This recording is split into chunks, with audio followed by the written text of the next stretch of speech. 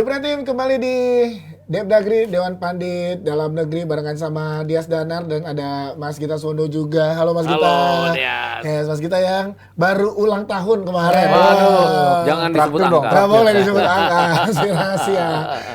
Ya, nggak boleh disebut angka karena takutnya itu menjadi salah satu skor di pertandingan minggu depan ya.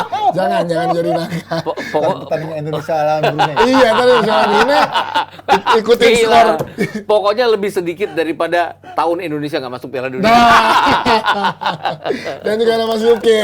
Halo. Mas Yuki, sehat ya? Sehat. Alhamdulillah hari ini karena emang vibes-nya lagi seneng banget ngobrolin tentang sepak bola Indonesia. Kita pengen ngebahas dari yang akan dulu nih, yang akan datang, yang akan bertanding di pekan ini. Makin seru karena di Liga Indonesia makin naik turunnya, tukar-tukaran posisi puncaknya juga terjadi, jadi menarik untuk kita lihat gimana sepak terjang dan konsistensi dari setiap tim yang berlaga di Liga 1 di Indonesia ini. Kita mulai dari Persib Bandung, kita kalau lihat pelatihnya Holdak ini udah mulai tahu gimana celahnya, menit keberapa bermain seperti apa, strategi-strateginya udah mulai bisa diadaptasi oleh semua pemain dan hampir rata-rata strateginya berjalan di Persib Bandung. Ini gimana nih ngelihatnya kalau menurut kalian? Karena kan ujiannya justru di minggu ini menarik karena kan tahu sendiri lawannya Persebaya di GBT malah. Di GBT.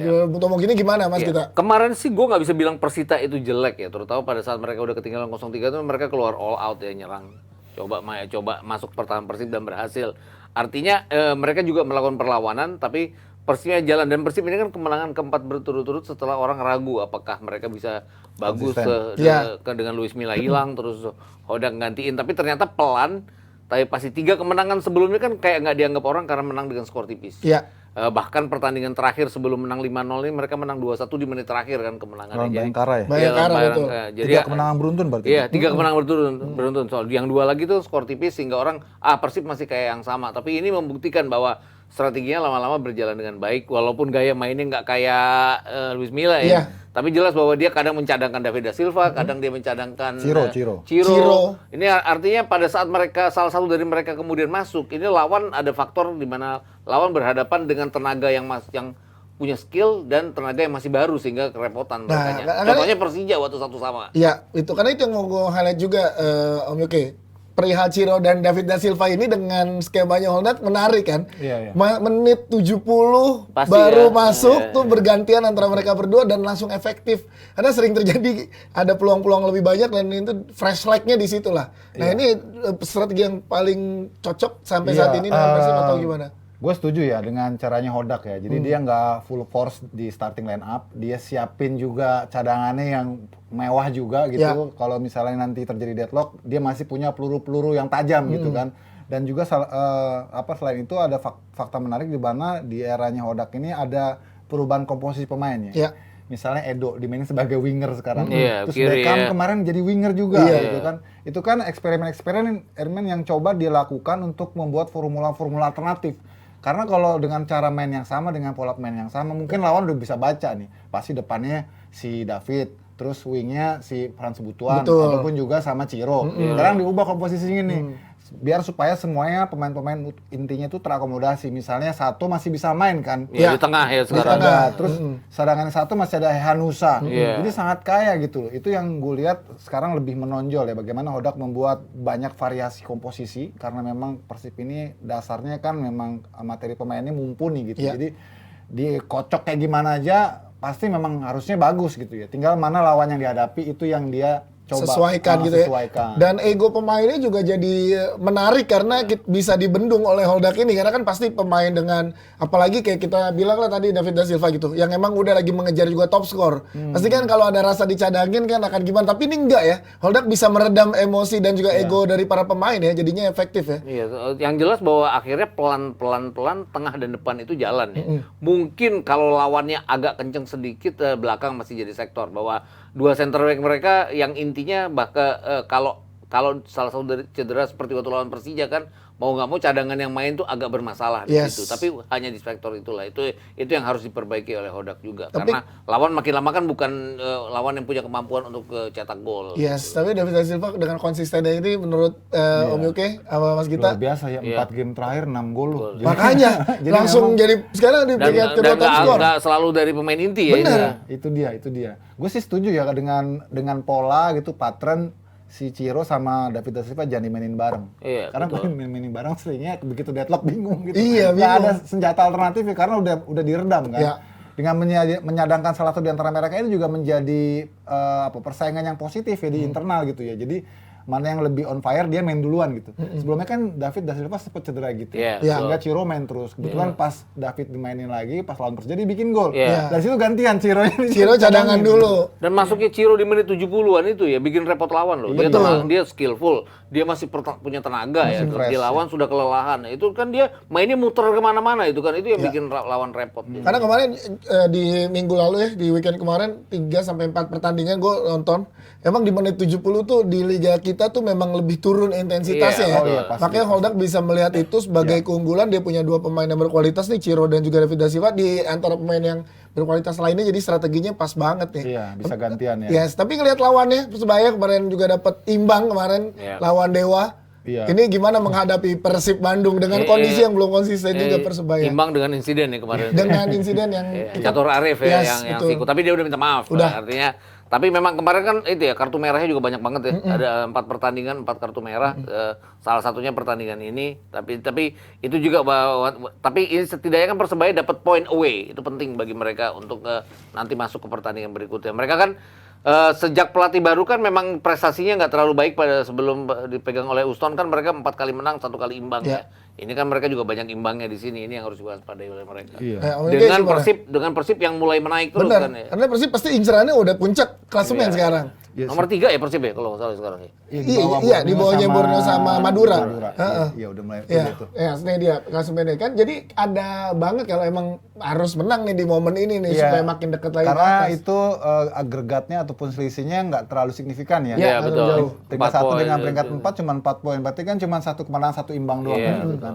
Juga di bawahnya Rans juga masih cukup ketat sih gitu ya. Iya. Gradasi poinnya itu nggak Betul. jauh-jauh Nggak gitu jauh, loh. bener. Setiap tangga itu deket-deket gitu. Gue ingat waktu tahun lalu ya 14 pertandingan nih ada 1 nomor 2 udah tinggi ya di atas Yes, ya. ya, Ini udah makin jauh ya. Ini Ini kan menang tight banget iya, ya. tight. Ada yang udah kalah 3 kali. Betul. Dan ini 3 game ago jelang putaran pertama selesai. Iya, Jadi betul. kan kita udah bisa punya potret nih kira-kira peta kekuatannya kayak gimana gitu. Iya. Artinya dari sini dari putaran pertama yang segera akan berakhir ini kita bisa lihat bagaimana konstelasinya sangat ketat kan ya. Gua harap sih putaran kedua jauh lebih ketat. Jauh lebih seru lagi jadinya ya. Kayak, jadi nggak ada yang running sendiri Ya, gitu ya. apalagi kan kalau kita lihat di liga kita kan putaran kedua itu kan ini ya ajang pemain tukar klub kan. Iya, Jangan iya, repot. iya, iya. Coba lihat klasemen tadi deh. Coba balik lagi ke Bram. klasemen. Ini kan kalau kita lihat Arema ada di posisi degradasi kan. Iya. Tapi kan dia minus 11, tapi 11 gol juga dicetak oleh 1 orang kan, Gustavo Almeida kan. Bukan nggak ada kemungkinan ya Almeida masuk ke salah satu klub-klub ini kan nanti ya. Bisa aja. Iya kan dia Bisa. langsung pindah kan, bisa kan. Malah disebut-sebut juga siapa namanya Pluim katanya mau pindah juga ke Persib. Nah. Apa kemana gitu ya. Iya, Kan banyak tuh pemain-pemain yang memang sekarang dalam incaran kan. Terus siapa lagi? Nah, Ramadan Sananta bahkan juga dilirik juga. Bahkan padahal Baru Ramadan pindah Sananta ya. baru pindah. Iya. Oke, tapi untuk Persib dan Persebaya prediksi Mas Gita, Iya. Mas Yuke. Kembali ke tadi persoalan Persebaya, menurut gue sebenarnya mereka udah punya patternnya ya. Walaupun pelatih yang baru ini sebenarnya nggak terlalu banyak mengubah cara mainnya Uston, Iya. karena masih mengandalkan pilar-pilarnya Uston gitu ya. Di tengah ada Mereka juga menang Andre, 3-1 Arema ya. Son, Uyong ya, kemudian Gazie Valente, depannya juga sama gitu ya. Ada Soyamamoto ya. Terus juga Morales di sebelah kiri. Iya, jadi gue pikir tinggal menjaga konsistensi dan momentum aja. Kayak misalnya kemarin sebenarnya mereka punya peluang untuk menang sebenarnya lawan Dewa ya, tapi karena ada insiden itu dan akhirnya main dengan 10 orang, tentu kestabilan kan juga nggak seimbang. Gue rasa itu yang hal-hal yang sifatnya detail gitu yang kita nggak bisa antisipasi. Nggak bisa diprediksi di Kalau lawan pertandingan. Persib lu nggak boleh bikin lagi kesalahan kayak gitu, repot. Ya, lawan Persib berikutnya. Iya, Iya. tapi prediksinya Om Yuki, Persib Ini atau mainnya di mana Persebaya? Mainnya di GBT. Gelora Bung Tomo. Gelora Bung Tomo. Imbang lah ini. Imbang. Gue Mas juga Gita. ngelihatnya sebagai pertandingan yang akan imbang. Oke, menurut Jebretin gimana? Imbang menurut Mas Gita dan Karena juga Om Persebaya Yuki. faktor di kandangnya Persebaya juga lagi pede kalau main di kandang dia. Dan Persibnya juga lagi tadi kita lihat lagi imbang tapi dengan skor cocok-cocoknya. ya. Ini imbang dengan skor. Ada gol lah ya. Iya. Oke, kita geser karena tadi Om Yuki sempat nyebutin Pluim ya kan di PSM. Kita pengen tahu PSM ini lawan Madura ini menarik karena PSM ini lagi nggak konsisten, juara di musim lalu, tapi dengan segala macam permasalahan internalnya mereka membuat ketidakkonsistenan itu ke pemain berpengaruh nggak nih? Gua pengen Sangat nanya. ya. Kalau gue lihat sih Pare-Pare itu tahun lalu kan mereka dapat 15 kemenangan di sana Ya. ya, 2 kali imbang ya. Artinya poin itu benar-benar mereka dapetin di Pare-Pare. Sekarang kan di Pare-Pare mereka udah 2 kali kalah ya. Ya, kita pernah ngebahas itu musim lalu ya, saat tim away ke sana itu Repot. PSM tahu banget memanfaatkannya, tapi entah kenapa di musim ini kayak belum ketemu lagi Iya, ya. betul. Dan ini yang walaupun Madura baru kalah ya di kandang sendiri. Madura kan pertama kali kalah di kandang Ya, sendiri. lawan Borneo kemarin Artinya ini sebenarnya peluang PSM untuk coba bangkit ya. Tapi persoalannya kan mereka juga baru datang dari AFC Cup Ya, minggu ini kan mereka AFC Cup ya. Artinya ada faktor juga mereka main di Bali ya. Artinya mereka main di Bali, mereka harus pindah ke Pare-Pare, itu faktor juga. Besok dia main di Sabah ya tanggal 5 ya. Oh, tanggal Ya, 5. tanggal 5. Sabah, tanggal 8 baru lawan Madura. Iya. Jadi memang jadwalnya padat nih. Sebelumnya kan juga dia lawan Haipong itu yang kalah ya gitu. Iya. Habis itu kalah gitu. Lawan Borneo kalah, lawan PSIS kalah. Tanggal 5 itu main di Denpasar. Main di PSM. Oh, di Gianyar itu dia. Nggak, maksudnya tuan rumahnya PSM. Tuan rumahnya Iya, PSM, tapi pertandingannya di Bali. Gianyar, ya. Iya. Ya, kembali ke persoalan PSM sebenarnya lebih kepada internal sebetulnya. Cuman memang menjadi sangat disayangkan karena sebagai juara bertahan sekarang sudah melewati 14 pertandingan, dia ada di peringkat 14. Iya, peringkat Itu situasi yang abnormal menurut gue ya. Untuk mantan juara di musim lalu, loh. betul. Nggak biasa, kondisi yang nggak biasa. Jadi sebenarnya tinggal persoalan psikisnya aja sih yang dibenahin sih supaya semua pemain compact lagi, solid lagi.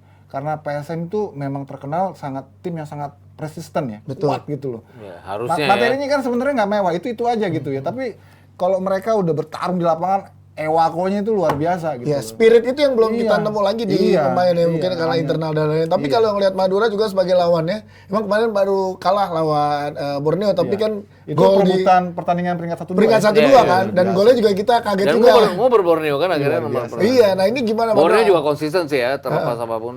Apakah bisa langsung Madura memanfaatkan momentum? Harusnya bisa ya. Kemarin sih ya gue nganggap bahwa Borneo emang juga konsisten, Madura juga konsisten, dan ini kan mereka berhadapan dengan lawan.